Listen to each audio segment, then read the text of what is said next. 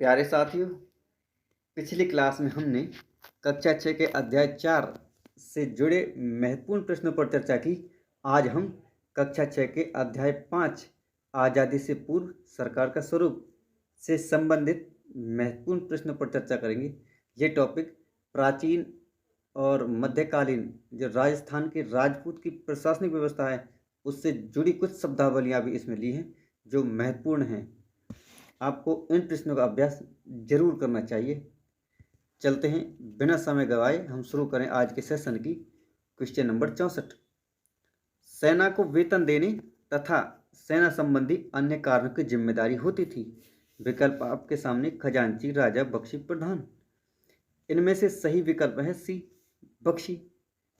बख्शी का काम क्या होता है? सेना संबंधी जो कार्य हैं और सेना को वेतन देने की जो जिम्मेदारी है वो बख्शी की होती है। खजांची आय व्यय का लेखा जोखा या फिर जो बचत है उसको राजकोष में जमा करना, ये काम खजांची का होता है। राजा तो आप जानते हैं पूरी केंद्रीय सत्ता का सर्वोच्च होता है। चलते हैं अगले प्रश्न पर। Question number 65।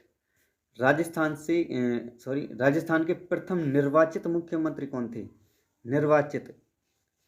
निर्वाचित की बात करें, हालांकि इस प्रश्न का विकल्प बी सही है, टीकाराम पालीवाल।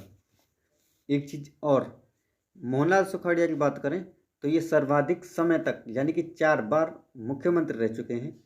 अगर हम बात करें राजस्थान के प्रथम निर्वाचित और मनोनीत दोनों हैं, मनोनीत निर्वाचित, साथ में निर्वाचित भी मनोनीत, ये दोनों कौन रहे हैं? ये जयनारायण व्यास रहे हैं। अगर देखा जाए राजस्थान के सीधा प्रश्न आए राजस्थान के प्रथम मुख्यमंत्री कौन थे, तो आएगा हीरालाल शास्त्री, क्योंकि वो मनोनीत किए गए थे। अब चलते हैं अगले प्रश्न पर। Question number 66।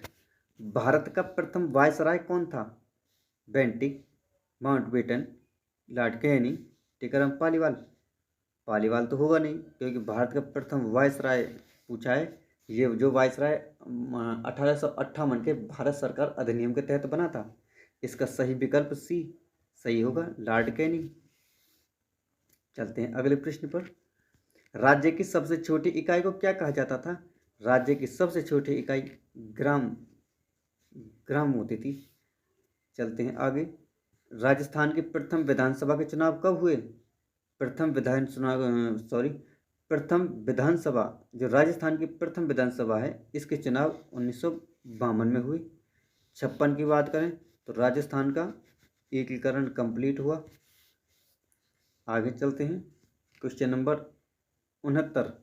राज्य की संपूर्ण शक्ति का सर्वोच्च कौन होता था? राजा। जब राज्य की संपूर्ण शक्ति है वो राजा के अधीन होती थी, राजा के अंडर में आती थी। आगे चलते हैं। Question number 70। निम्न में से किस एक कार्य का क्वेश्चन नंबर 70।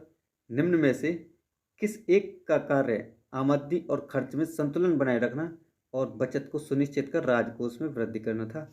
अभी हमने चर्चा की, इसका खजांची सही विकल्प है, ए खजांची।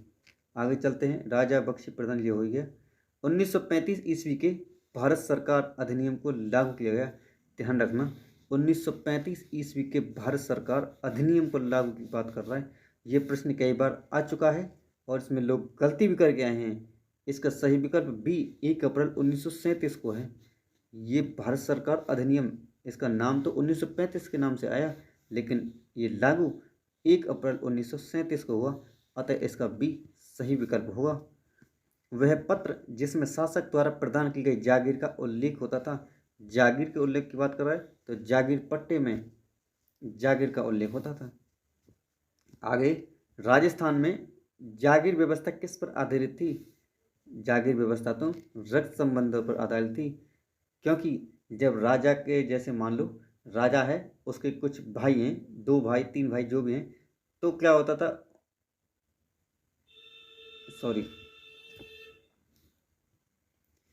क्वेश्चन 73। राजस्थान में जागीरदारी व्यवस्था किस पर आधारित थी? विकल्प आपके सामने, रक्त संबंध, जाति पर, धर्म पर या क्षेत्र पर। तो सही विकल्प इसका है रक्त संबंध पर। जैसे अगर कोई राजा होता था तो उसको मान ले 2 या 3 4 जैसे जितने भी जो भी पुत्र होते थे, तो वह अपनी भूमि को, यानी कि अपनी रियासत को या अपने शासन के जो क्षेत्र होता था शासन में आने वाला, उस क्षेत्र को, उस क्षेत्र में से कुछ हिस्सा वो जागीर के रूप में अपने बेटों को देता था। जो सबसे बड़ा होता था वो राजा बनता था, बाकी के छोटे बेटे जागीरदार कहलाते थे। इसलिए ये व्यवस्था रक्त संबंध पर आधारित थी। आज के लिए बस इतना ही। Thank you. मेहनत करते रहिए, मस्त रहिए, पढ़ते रहिए। धन्यवाद।